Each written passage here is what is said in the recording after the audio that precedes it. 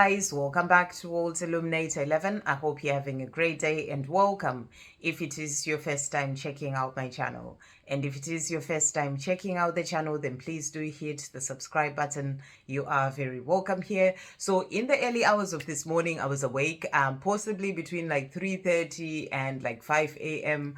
And this, we've got these powerful energies that are coming in at the moment, and they are there to help with your ascension as well. So you may be experiencing ascension symptoms, and waking up in the early hours is part of those ascension symptoms as well. But there's all these upgrades that are happening for us to help us to be able to move forward on our path.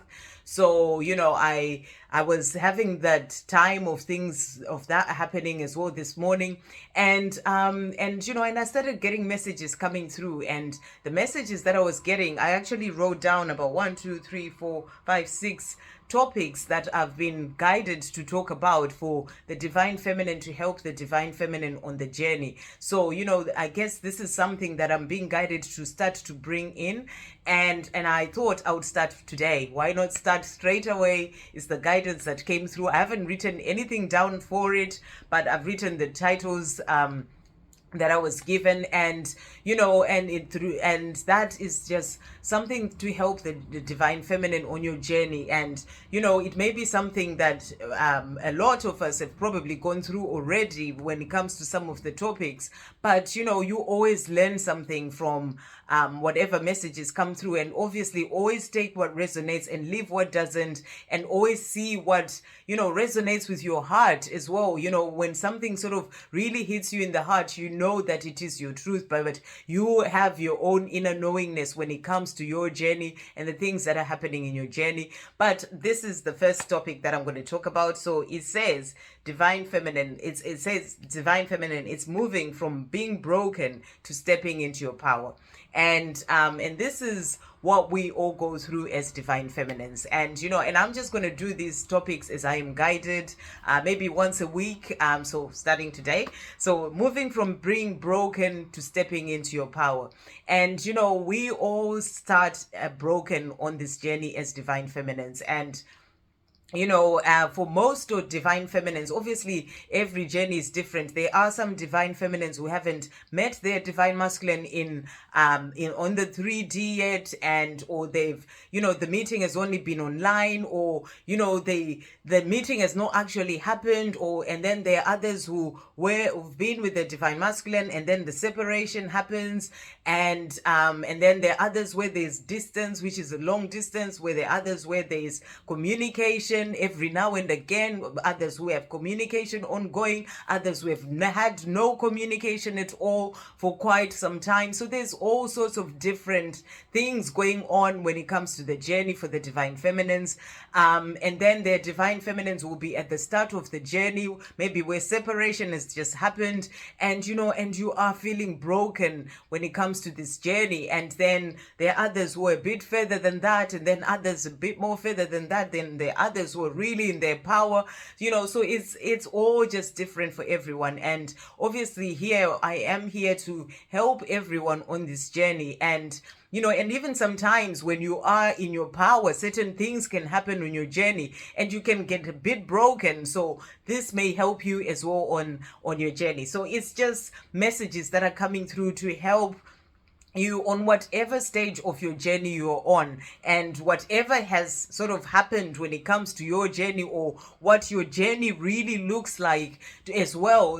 They're all messages that are there to help you. So for me, and what I am saying in this message really is also really from my own personal experience, but also messages that are coming through to help the divine feminine to be able to move forward on your path.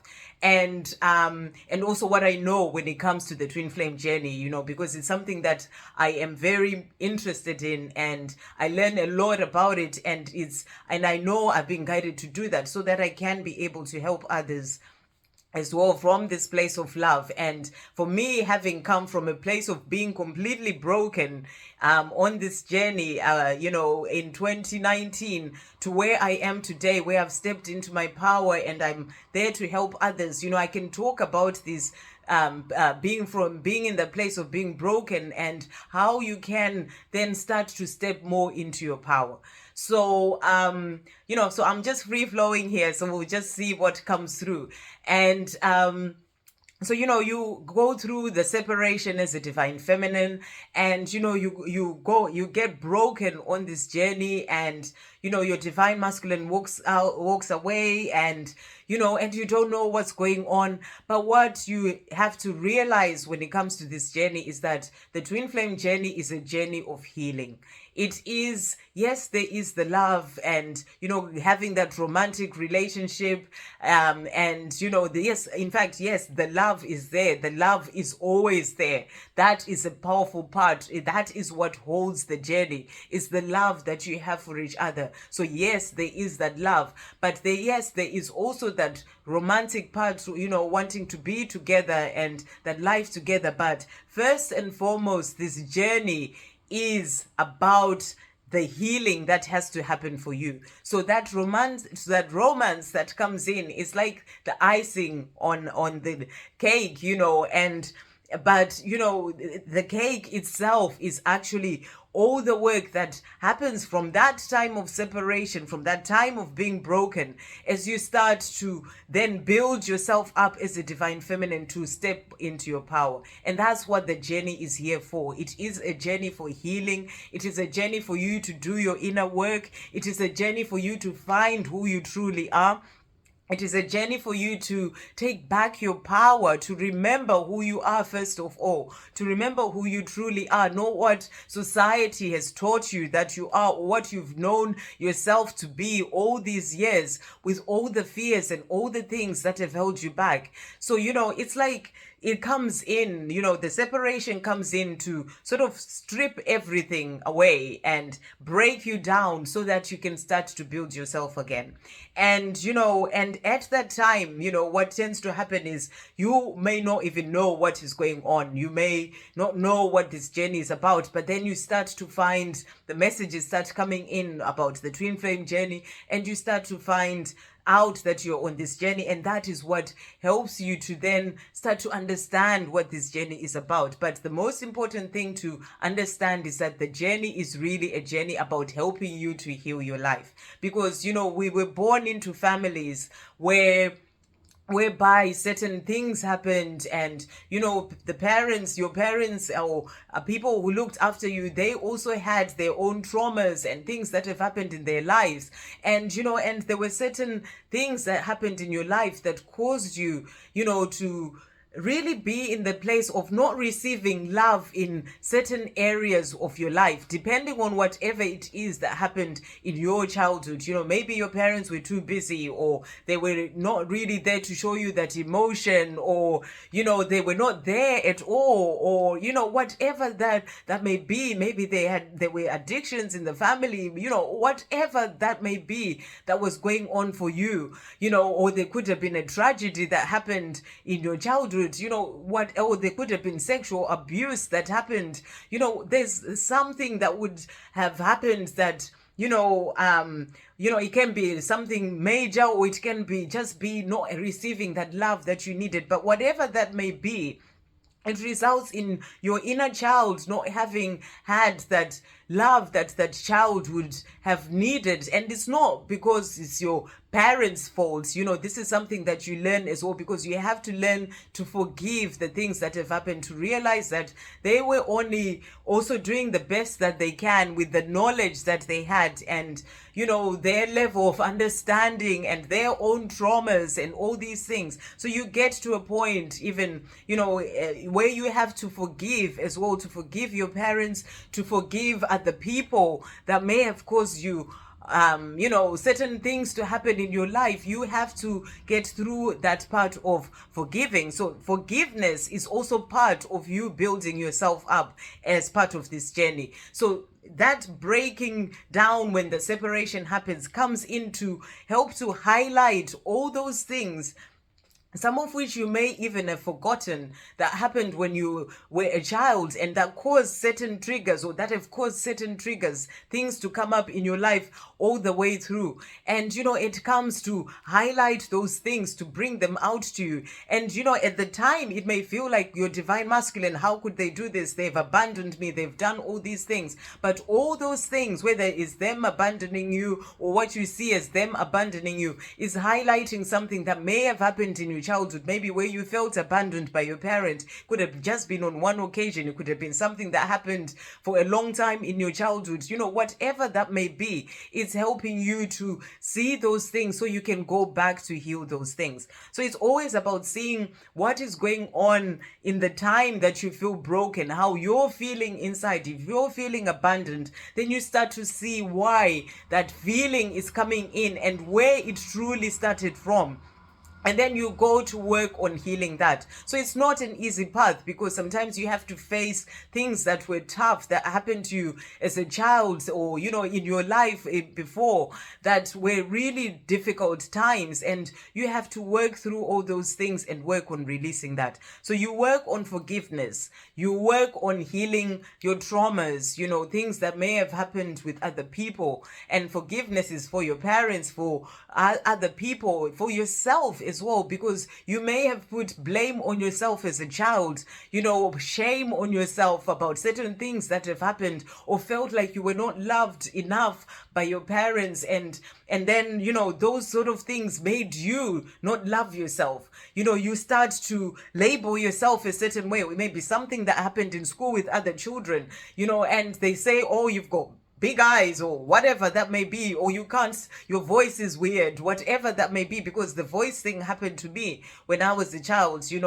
Something happened when I was a child to do with my voice, and I spoke, but I really didn't have a voice. And it was only in the last, in 2020 that I managed to heal that, only to find I am here to do a channel and be able to help others with my voice as well. So, so the things that happen, they come to open you up to whatever may have happened in your childhood that held you back from being your true self. And you have to work on healing all those things. So this journey helps you to start going through every single thing one by one, working on it for yourself, because it's a journey to heal yourself. So you have to go through all those childhood things that happened, and then there'll be other things that happened as you've gone on in your life. And then I touched on certain things about the way you start to see yourself.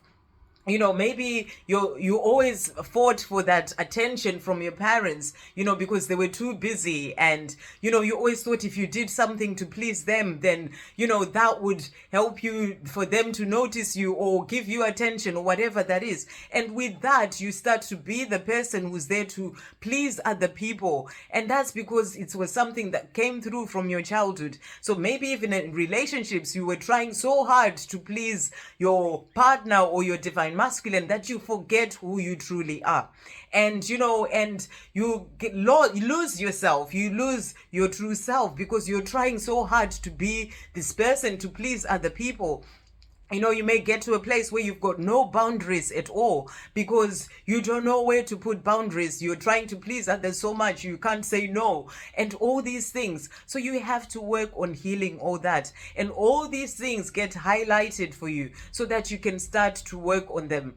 And, so these are just some examples, but they can also bring in that sort of insecurity within yourself. That feeling that you're not enough, that you're not worthy of great things. You could have been shouted at by your parents when you were young, or not allowed to do certain things, and that made you feel like, or to have certain things, and that made you feel like you're not worthy of having the things that you desire in your life. And you have to release all that, you have to heal all that, you have to start to understand that you're worthy of all the amazing things that the universe has got, in this limitless universe that we live in, and that you are enough. No matter how much you were shouted at, no matter what happened in your past, you are enough as you are, and you have to learn that you are enough. And these things take time as well. You can't just sort of heal these things things and it happens just like that. It's all part of that building yourself up. And then, you may have started speaking to yourself in a negative way because,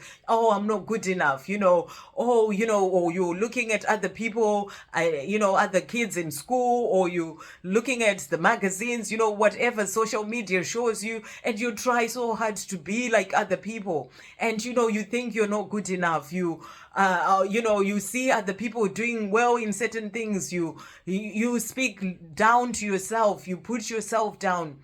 You have to release all those things. So this journey really comes in to help you to be able to identify all those things, work on those things one by one, heal those things, start to realize just how amazing and special you are. And, and know that you are enough, that you are worthy of all the amazing things that you desire. You are worthy of having that love that is meant for you, that love that you desire to have as well in your life.